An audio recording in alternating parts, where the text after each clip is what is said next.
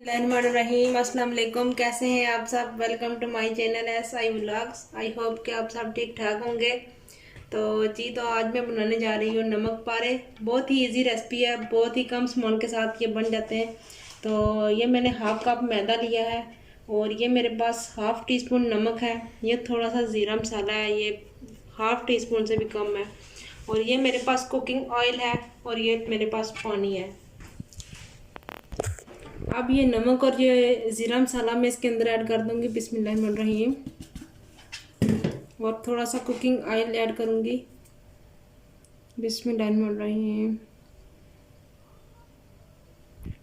तकरीबन 1 टीस्पून है मैंने इसके अंदर ऐड किया है कुकिंग ऑयल। अब इसको मिक्स करेंगे।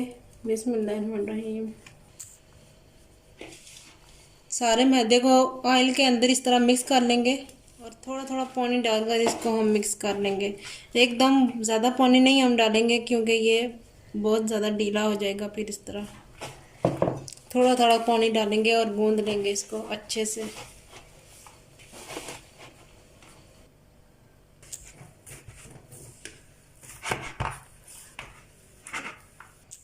जी तो मैंने इसको गूंद लिया है और थोड़ा सा कुकिंग ऑयल इसके ऊपर लगाऊंगी ताकि ये खराब ना हो, जल्दी से नरम हो जाएगा। और 5 से 7 मिनट तक हम इसको रख देंगे रेस्ट पर।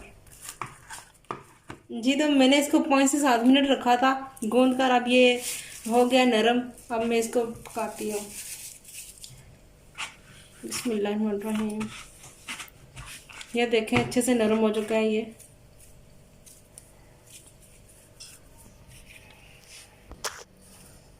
और मैंने कुछ इस तरह से इसका पेड़ा बना लिया है। अब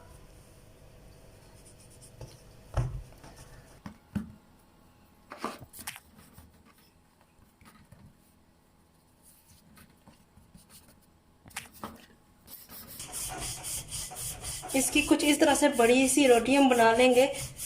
ये थोड़ा सख्त आटा मैंने गूंदा था, बहुत ज़्यादा नरम नहीं गूंदा था मैंने। जी तो मैंने इसको अब बेल लिया है। अब मैं इसको सेंटर से काट लूँगी।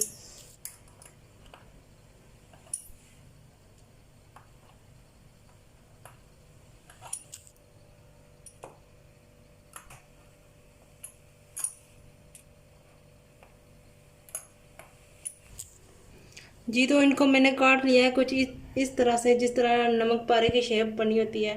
ये आप देख सकते हैं। यहाँ से मैं उठाकर इसको ऑयल में डालती जाऊंगी। अभी मैंने ऑयल रखा हुआ है गर्म होने के लिए और यहाँ पर तकरीबन ये गर्म हो चुका है। अब मैं इसके अंदर ऐड करती हूँ। अब मैं इनको अंदर डालती जाऊंगी साथ साथ। बिस्मिल्लाहिर्रहमानिर्रहीम।